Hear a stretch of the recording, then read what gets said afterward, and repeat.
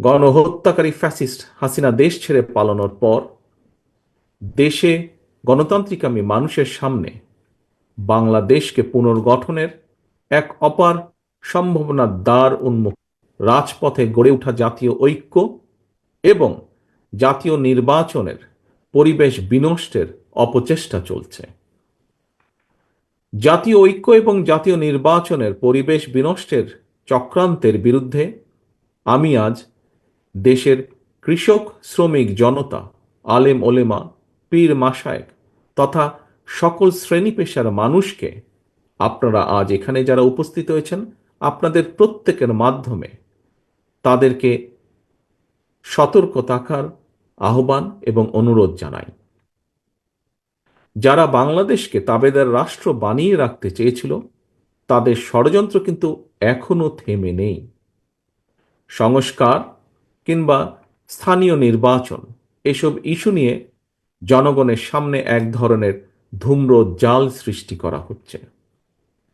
রাষ্ট্র এবং রাজনীতিতে সংস্কার একটি ধারাবাহিক প্রক্রিয়া। বিএনপির কাছে সংস্কারের ধারণা নতুন কিছু নয়।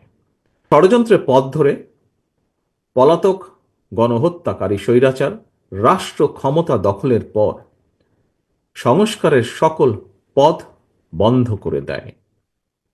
বাংলাদেশকে চিরতরে তাবেদার রাষ্ট্রে পরিণত করে রাখতে গত ১.৫ দশকে দেশের শিক্ষা ব্যবস্থাকে প্রায় ধ্বংস করে দিয়েছিল।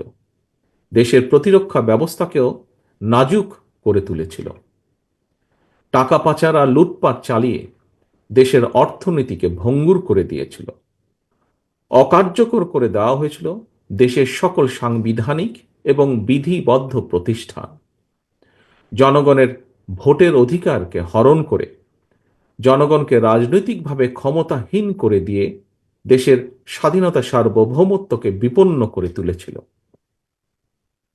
এমন পরিস্থিতিতে রাষ্ট্র, সরকার এবং রাজনীতির গুণগত পরিবর্তনের লক্ষ্যে mother of democracy Begum Khaleda Zia 2017 সালে ভিশন 2030 দিয়েছিলেন। এরই ধারাবাহিকতায় 2022 সালে বিএনপি 27 দফা কর্মসূচি ঘোষণা করে। পরবর্তীতে গণতন্ত্রের পক্ষের রাজনৈতিক দলগুলোর সঙ্গে মত বিনিময়ের মাধ্যমে ঘোষণা করা হয় 31 দফা কর্মসূচি। একজন রাজনৈতিক কর্মী হিসাবে আমি বিশ্বাস করি, আজ এবং আগামী দিনের রাজনীতিতে বিএনপির এই 31 দফা হচ্ছে একটি বৈষম্যহীন গণতান্ত্রিক মানবিক বাংলাদেশ প্রতিষ্ঠার সনদ। তবে এই 31 দফাই শেষ কথা নয়।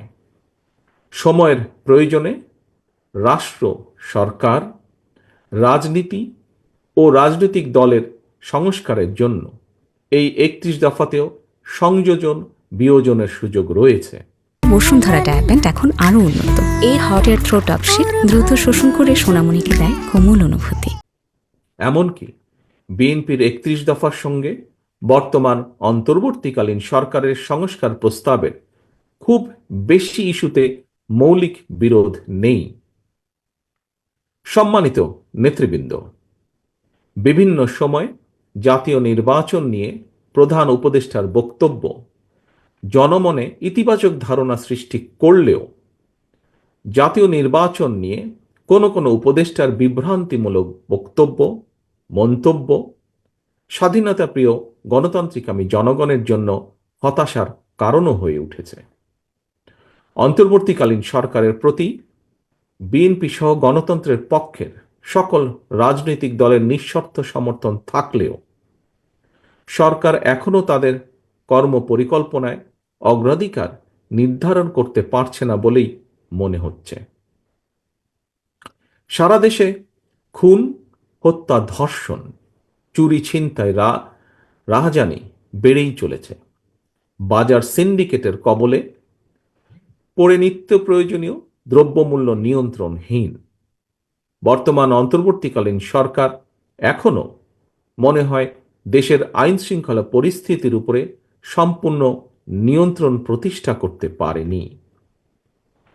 সরকার যেখানে বাজার পরিস্থিতি কিংবা আইন শৃঙ্খলা পরিস্থিতির নিয়ন্ত্রণে কাঙ্ক্ষিত সাফল্য অর্জন করতে পারছে না, সেখানে জাতীয় নির্বাচনের আগে স্থানীয় নির্বাচন অনুষ্ঠানের নামে কেন দেশের পরিস্থিতি আরও ঘোলাটে করতে চাইছে, এটি জনগণের কাছে বোধগম্য নয়।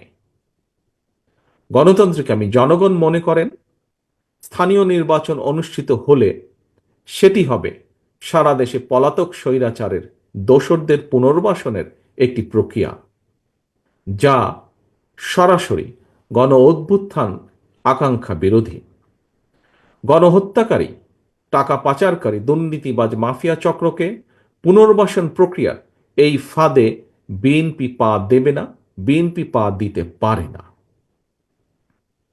প্রিয় সহকর্মীবৃন্দ, বিএনপি জনগণের কাছে প্রতিশ্রুতিবদ্ধ আগামী জাতীয় নির্বাচনে বিএনপি জনরায় রাষ্ট্র পরিচালনার দায়িত্ব পেলে গণহত্যাকারী মানবতা বিরোধী অপরাধীদের বিচারের মুখোমুখি করবে।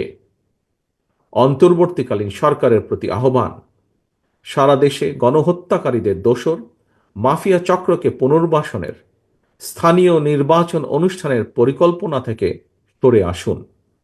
অবিলম্বে আগামী দিনগুলোর জন্য অন্তর্বর্তীকালীন সরকারের সুনির্দিষ্ট কর্মপরিকল্পনার রোডম্যাপ ঘোষণা করুন।